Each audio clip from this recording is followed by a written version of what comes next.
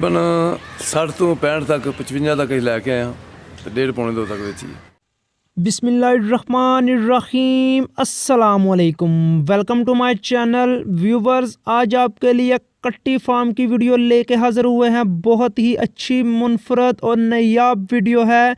Video को अख्ताम तक देखिएगा। वीडियो के दरमियान में हम आपको बहुत ही मुनफरद और अच्छी बातें इस कारोबार के बारे में बताने जा रहे हैं। इस भाई से आज जानेंगे कि इन्होंने 50 कट्टियों से कारोबार शुरू किया और कारोबार को कैसे आगे बढ़ाया। माशाल्लाह 60,000 की एक कट्टी लाकर 7 से 8 माह रखने के बाद 1,40,000 से 45,000 रुपये की सेल की। इतना ज़्यादा मुनाफा कैसे हासिल किया, तो चले आइए वीडियो स्टार्ट करते हैं और मालूमात शेयर करते हैं। अस्सलाम वालेकुम। वालेकुम सलाम जी। सर की हाल है? अलहमदुलिल्लाह ठीक ठाक जी। की नाम है जनाब दा? मेरा नाम जुल्फकार। जुल्फकार साहब, जानवर पालन का किन्ने साल का तजर्बा रखते हो? तजर्बा हो गया कोई 10 कुछ साल का। माशाल्लाह सिर्फ दुध वाले जानवर रखे ने या कि कंज झोटियां का कारोबार भी किया जे? नहीं, कंज झोटियां ने दुध वालियां मिला अपने को। माशाल्लाह इस तो पहले किनियां कंज झोटियां सेल कीतियां जे? हाँ, कोई 30 ਤੋਂ 40 कर दी। एक किन्ने अरसा पहले? एक 3-4 महीने के अंदर। ते किनियां तुसी लैके आए हो?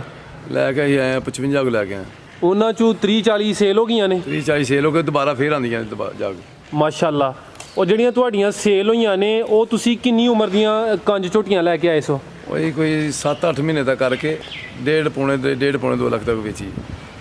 7-8 ਮਹੀਨੇ ਦੀ ਲੈ ਕੇ ਆਏ ਹੋ? नहीं 7-8 महीने ਦੇ ਵਿੱਚ हाँ इन्ने तक बेची। ਯਾਨੀ ਸੰਭਾਲ ਕੇ संभाल के नहीं बेची। ਇਹ ਤੇ ਉਹ ਜਿਹੜੀ ਤੁਸੀਂ ਲੈ ਕੇ ਆਏ ਹੋ ਉਹ ਕਿੰਨੀ ਉਮਰ ਸੀ ਉਹਦੀ ਤੇ ਕਿੰਨੇ ਦੀ ਮਿਲੀ ਸੀ? तकरीबन 60 ਤੋਂ 65 तक 55 तक ਅਸੀਂ ਲੈ ਕੇ ਆਏ ਹਾਂ ਤੇ 1.5 ਪੌਣੇ 2 तक बेची। ਮਾਸ਼ਾਅੱਲਾ। ਉਹ ਕਿੰਨੀ ਉਮਰ ਦੀ ਮਿਲ ਗਈ ਸੀ 60-65 ਦੀ? ਉਹ ਤਕਰੀਬਨ ਹੋਏ ਕੋਈ 1.5 ਸਾਲ ਦੀ ਕੋਈ ਸਾਲ ਦੀ ਅਸੀਂ ਤਾਂ ਬਸ 1.5 ਸਾਲ ਦੀਆਂ 2 ਸਾਲ ਦੀਆਂ ਪੌਣੇ 2 ਸਾਲ ਦੇ ਅਸਰ। ਅੱਛਾ, ਜਿਹੜੇ ਤੁਸੀਂ 8 ਮਹੀਨੇ ਸੰਭਾਲੇ ਉਹ ਚ ਫੀ ਜਾਨਵਰ ਤੁਹਾਨੂੰ ਖਰਚਾ ਕਿੰਨਾ ਕੁ ਪੈ ਗਿਆ? ਖਰਚੇ ਦਾ ਤੇ ਇੰਨਾ ਹੁਣ ਹਿਸਾਬ ਕੋ ਨਹੀਂ ਕੀਤਾ ਕੋਈ। ਉਹ ਤੇ ਆਪਣੇ ਪੱਠੇ ਜਿਹੜੇ ਕੋਲਦੇ ਆ ਤਕਰੀਬਨ 50,000 ਰੁਪਏ ਕਿਤੇ ਖਰਚਾ ਆ ਗਿਆ। ਯਾਨੀ 55 ਤੋਂ 60 ਦੀ ਤੁਹਾਨੂੰ ਲਈ 50,000 ਖਰਚਾ ਪਿਆ। 50,000 ਇੱਕ 5-10 ਦੀ ਤੁਹਾਨੂੰ ਪੈ ਗਈ ਆਈ ਨਹੀਂ ਦੀ ਪੈ ਤੇ 1.5 ਪੌਣੇ 2 ਦੀ ਵੇਚੀ। 55,000 60,000 70,000 ਜਿਹੜੀ ਨੇ ਇੱਕ ਦੇ ਗਈ ਸਾਨੂੰ। ਠੀਕ ਹੈ।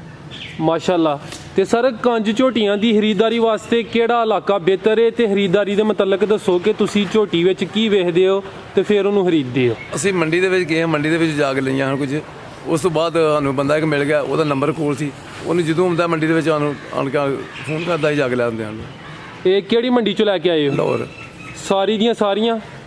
ਨਹੀਂ, ਕੁਝ ਉੱਥੋਂ ਲਈਆਂ, ਕੋਈ ਹੋਰ ਵੀ ਜਿੱਥੇ ਲਾਮੂ ਮਿਲ ਗਿਆ। ਤੇ ਜਦੋਂ ਤੁਸੀਂ ਝੋਟੀ ਖਰੀਦਦੇ ਹੋ ਉਹਦੀ ਕੀ ਖੂਬੀਆਂ ਜਾਂ ਕਿਹੜੀਆਂ ਚੀਜ਼ਾਂ ਵੇਖ ਕੇ ਝੋਟੀ ਲੈਂਦੇ ਹੋ? ਬੰਦੇ ਇੰਝ ਕੁਦਰਤੀ ਵੇਖ ਲਈਦਾ ਕਿ ਚੰਗੀ ਨਸਲ ਦੀ ਲੱਗਦੀ ਹੈ ਜਾਂ ਅਗਲਾ ਬੰਦਾ ਵੀ ਆਂਦਾ ਚੰਗੀ ਨਸਲ ਦੀ ਹੈ, ਸਾਨੂੰ ਜਿਹੜੀ ਸੋਹਣੀ ਲੱਗਦੀ ਹੈ ਅਸੀਂ ਵੇਖ ਲੈਂਦੇ ਹਾਂ। ਤੇ ਕਿਹੜੀ ਨਸਲ ਦੀਆਂ ਲੈ ਕੇ ਆਏ ਹੋ? ਨੀਲੀ ਦੀਆਂ ਜਾਂ ਕੋਈ ਹੋਰ ਨਸਲ ਹੀ? ਮਤਲਬ ਸਭ ਫਰਕੋ ਫਰਕ ਹੈ, ਜਿਸ ਤਰ੍ਹਾਂ ਦੀ ਕੋਈ ਆਈ ਹੈ।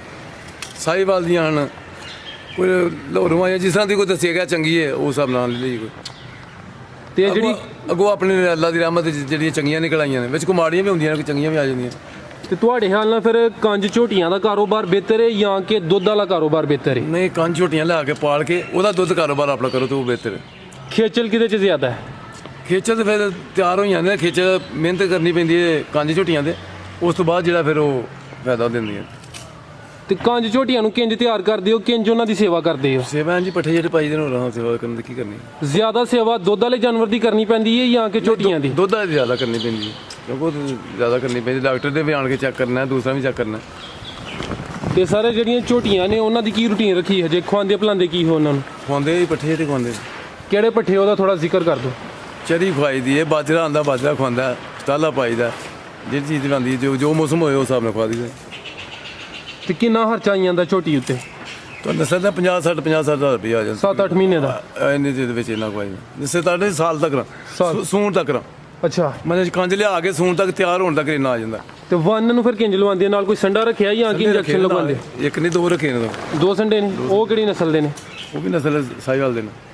ਉਹ ਵੀ ਉਧਰੋਂ ਖਰੀਦੇ ਨੇ? ਉਹ ਵੀ ਖਰੀਦਿਆ, ਉਹਨੇ ਨਾਲ ਝੋਟੀਆਂ ਦੇ ਨਾਲ ਲੈ ਕੇ ਆਇਆ। ਤੇ ਜਿਹੜੀ ਝੋਟੀ ਹੀਟ ਵਿੱਚ ਨਹੀਂ ਹੁੰਦੀ, ਗੱਬਨ ਨਹੀਂ ਬਣਦੀ, ਤੇ ਉਹਦਾ ਫਿਰ ਕੀ ਕੋਈ ਇਲਾਜ ਕਰਦੇ ਆ? ਉਹਦਾ ਇਲਾਜ ਸਾਡੇ ਕੋਲ ਤਾਂ ਸਾਰੀਆਂ ਬਣ ਗਈਆਂ, ਕੋਈ ਐਸੀ ਨਹੀਂ ਜਿਹੜੀ ਨਾ ਬਣੀ ਜਾਏ। ਮਾਸ਼ਾ ਉਹ ਨਾ ਹੋਏ ਤੇ ਵੇਚਦੇ ਦੀ, ਫਿਰ ਕੀ ਕਰਨਾ। ਹੋਰ ਇਹ ਐਸਾ ਉਹਨੂੰ ਕੋਈ ਡਾਕਟਰ ਦੇ ਨਹੀਂ, ਡਾਕਟਰ ਨੇ ਚੈੱਕ ਕਰਾਈ ਦੀਆਂ ਨੇ, ਜੋ ਕਵੇ ਤਾਂ ਠੀਕ ਹੈ, ਨਾ ਵੀ ਹੋਏ ਤਾਂ ਫਿਰ ਅੱਲਾ ਦੀ ਰਹਿਮਤ ਸਾਡੀ ਸਾਰੀ ਠੀਕ ਨਹੀਂ ਹੋਈ। ਅੱਛਾ ਸਰ, ਮਾਸ਼ਾਅੱਲਾ ਤੁਸੀਂ ਦੱਸਿਆ ਕਿ ਤੁਸੀਂ 50 ਝੋਟੀਆਂ ਪਹਿਲੇ ਲੈ ਕੇ ਆਏ ਸੋ, ਠੀਕ ਹੈ। ਅੱਛਾ, ਉਹਨਾਂ 50 ਝੋਟੀਆਂ ਦੇ ਵਿੱਚ ਜਿਹੜੇ ਨੇ ਸੰਡੇ ਕਿੰਨੇ ਰੱਖੇ ਸਨ ਤੁਸੀਂ ਉਹਨਾਂ ਕ੍ਰਾਸ ਕਰਾਉਣ? ਪਹਿਲੇ ਇੱਕ ਸੰਡਾ ਇੱਕ ਸੰਡਾ ਰੱਖਿਆ ਸੀ, ਠੀਕ ਹੈ। ਇੱਕ ਝੋਟੀ ਤਿਆਰ ਕਰਨ ਤੇ ਕਿੰਨਾ ਖਰਚਾ ਆ ਗਿਆ ਸੀ ਤੁਹਾਡਾ ਅੰਦਾਜ਼ਨ ਕੋਈ? ਅੰਦਾਜ਼ਨ ਮੈਂ ਤਿਆਰ ਤੋਂ ਦੱਸਿਆ ਤੇ ਹੈ 50,000 ਰੁਪਏ ਤੱਕ, ਜਿਹੜਾ 45,000 ਤੱਕ 50,000 ਤੱਕ ਆਉਂਦਾ ਸਾਰਾ। ਠੀਕ। ਉਹ ਤੋਂ ਬਾਅਦ ਉਹ ਸੰਡਾ ਸਾਡੇ ਕੋਲ ਨਹੀਂ, ਠੀਕ ਹੈ। ਫਿਰ ਹਾਂ ਦੁਬਾਰਾ ਚੇਂਜ ਕਰਕੇ ਲਿਆਂਦਾ, ਚੇਂਜ ਕਰਕੇ ਲਿਆ ਕੇ ਤੇ ਉਸ ਤੋਂ ਬਾਅਦ ਅਸੀਂ ਉਹ ਅੱਛਾ, ਇਹ ਦੱਸੋ ਕਿ ਕੰਜ ਝੋਟੀ ਜਿਹੜੀ ਖਰੀਦਦੇ ਆ ਜੀ, ਮਿਨੀਮਮ ਕਿੰਨੀ ਕੁ ਉਮਰ ਹੁੰਦੀ ਹੈ ਤੇ ਮੈਕਸਿਮਮ ਕਿੰਨੀ ਕੁ ਉਮਰ ਹੋਣੀ ਚਾਹੀਦੀ ਜੇ ਅਗਰ ਕਿਸੇ ਖਰੀਦਣੀ ਹੋਵੇ? ਉਮਰ ਦੇ ਅਸਾਂ ਤੋਂ ਨਹੀਂ ਕੋਈ ਪੁੱਛਿਆ ਹੁੰਦਾ ਕਿ ਕਿੰਨੀ ਉਮਰ ਹੁੰਦੀ, ਕਿੰਨੇ ਇੰਜ ਜਿਹਾ ਜਵਾਨ ਹੁੰਦੀਆਂ ਨੇ ਵੇਖਦੇ ਆ ਕਿ ਠੀਕ ਹੈ ਇੰਨੀ ਦੀ ਉਮਰ, ਨਾ ਕੋਈ ਦੱਸਿਆ ਜਾਂਦਾ ਨਾ ਉਹਨਾਂ ਨੂੰ ਪੁੱਛਿਆ ਜਾਂਦਾ ਕੋਈ। ਜਿਹੜਾ ਆਪਣੇ ਹਿਸਾਬ ਤੇ ਕੋਈ 45,000 ਦੀ, ਕੋਈ 50 ਦੀ, ਕੋਈ 60 ਦੀ, ਅੱਛੇ ਸਮੇਂ ਐਸੇ ਮਿਲਦੀਆਂ ਨੇ। ਰੇਟ ਦੇ ਹਿਸਾਬ ਨਾਲ ਤੁਸੀਂ ਲੈਂਦੇ ਹੋ, ਉਮਰ ਦੇ ਹਿਸਾਬ ਨਾਲ ਨਹੀਂ? ਉਮਰ ਦਾ ਆਪਣੇ ਰੇਟ ਦੇ ਹਿਸਾਬ ਨਾਲ ਮੰਡੀ ਦੇ ਵਿੱਚ ਕਿਹਾ ਜਿਹੜੀ ਚੰਗੀ ਲੱਗੀ ਹੈ ਉਹ ਵੇਚ ਲਈਏ, ਉਹ ਇਕੱਠੀਆਂ ਕੋ 5-4 ਕੇ ਕੋਲ ਆ ਕੇ ਇਕੱਠਾ ਸੌਦਾ ਕਰ ਲਈਏ। ਅੱਛਾ, ਕੀ ਗੱਲ ਹੈ ਕਿ ਤੁਸੀਂ ਸਿਰਫ ਝੋਟੀਆਂ ਲਿਆਉਂਦੇ ਹੋ, ਵੈੜੀਆਂ ਨਹੀਂ ਲਿਆਉਂਦੇ? ਨਹੀਂ ਬੈਠੀਆਂ ਮੈਂ ਆਪਣੇ ਕੋਲ ਆਈਆਂ 3-4 ਆਈਆਂ ਨੇ, ਬੱਚੇ ਲਿਆਂਦੇ ਹਨ, ਬੱਚੇ ਲਿਆ ਕੇ ਅੱਛਾ। ਕੁਰਬਾਨੀ ਵੇਚੇ ਹਨ, 2-3 ਬਚ ਗਈਆਂ, ਨਾ ਵਿੱਚ ਕੋਈ ਇੱਕ ਦੋ ਗਾਈ ਵੀ ਆ ਗਈ। ਯਾਨੀ ਤੁਸੀਂ ਵੱਛਿਆਂ ਦਾ ਕੰਮ ਵੀ ਕਰ ਚੁੱਕੇ ਹੋ, ਵੈੜੀਆਂ ਦਾ ਵੀ ਤੇ ਝੋਟੀਆਂ ਦਾ ਵੀ। ਬਿਲਕੁਲ। ਤੇ ਸਭ ਤੋਂ ਬਿਹਤਰ ਕਿਹਨੂੰ ਪਾਉਂਦੇ ਹੋ? ਝੋਟੀਆਂ ਝੋਟੀਆਂ ਦਾ ਕੰਮ ਬਿਹਤਰ ਹੈ। ਝੋਟੀਆਂ ਦਾ ਕੰਮ। ਤੇ ਜਿਹੜਾ ਕੁਰਬਾਨੀ ਤੇ ਵੱਛੇ ਵੇਚਣ ਵਾਲਾ ਕੰਮ ਹੈ ਉਹ ਕੈਸਾ ਹੈ? ਮਤਲਬ ਪਹਿਲੇ ਤਾਂ ਠੀਕ ਰਿਹਾ ਸੀ ਤੇ ਐਸਕਾਂ ਦਾ ਮੌਸਮ ਜ਼ਿਆਦਾ ਥੋੜਾ ਡਾਊਨ ਰਿਹਾ। ਅੱਛਾ। ਮੈਂ ਤੇ ਇੱਥੇ ਕੋਈ ਨਾ ਕੋਈ ਬਾਹਰ ਹਾਂ। ਅੱਛਾ। ਤੇ 10 ਦਿਨ ਡਾਊਨ ਰਿਹਾ ਥੋੜਾ ਕੰਮ।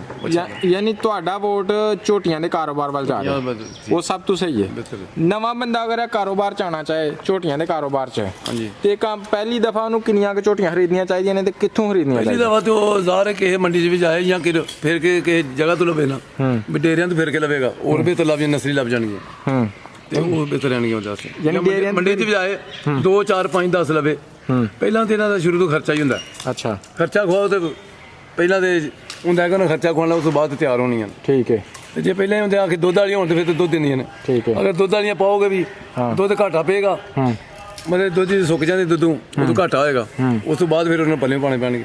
ਠੀਕ ਹੈ। ਝੋਟੀਆਂ ਦਾ ਥੋੜੇ ਬਹੁਤੇ ਮਾੜੇ ਮੋਟੇ ਪੱਠੇ ਵੀ ਗੁਜ਼ਾਰਾ ਕਰ ਜਾਂਦੀਆਂ, ਗੁਜ਼ਾਰਾ ਕਰ ਜਾਂਦੀਆਂ ਨੇ। ਯਾਨੀ ਇਹ ਐਵੇਂ ਮਾਲ ਹੈ ਦੁੱਧ ਤੋਂ ਬਗੈਰ।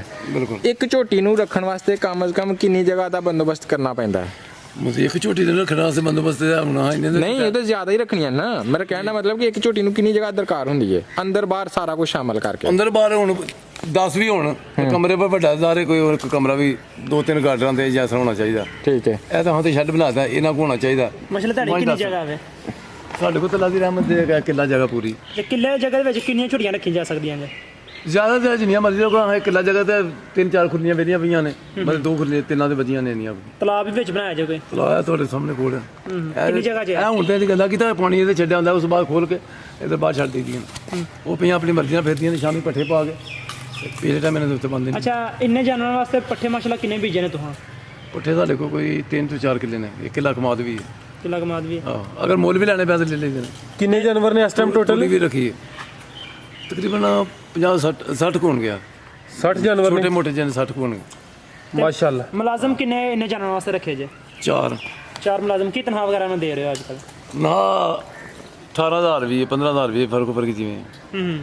ਅੱਛਾ, ਜਿਹੜੀਆਂ ਕੰਨ ਝੋਟੀਆਂ ਨੇ ਇਹ ਵਾਲਾ ਜਿਹੜਾ ਵੇ ਕਿ ਕਿਹੜੇ ਇਲਾਕੇ 'ਚ ਜ਼ਿਆਦਾ ਬਿਹਤਰ ਤੇ ਸਸਤੀਆਂ ਮਿਲ ਜਾਂਦੀਆਂ ਨੇ? ਅਗਰ ਲਾਹੌਰ ਮੰਡੀ ਲੱਗਦੀ ਹੈ ਉੱਥੋਂ ਮਿਲ ਜਾਂਦੀਆਂ ਨੇ। ਅਗਰ ਹੋਰ ਕਿਸੇ ਮੰਡੀ ਜਾ ਕੇ ਫਿਰ ਕੇ ਲਵੋ, ਕਿਧਰੋਂ ਵੀ ਜਾ ਕੇ ਲਵੋ, ਕਿ ਕਰੀਬ ਡੇਰੇ ਤੋਂ ਜਾ ਕੇ ਲਵੋ ਤਾਂ ਹੋਰ ਬਿਹਤਰ ਲੱਗ ਜਾਣੀਆਂ।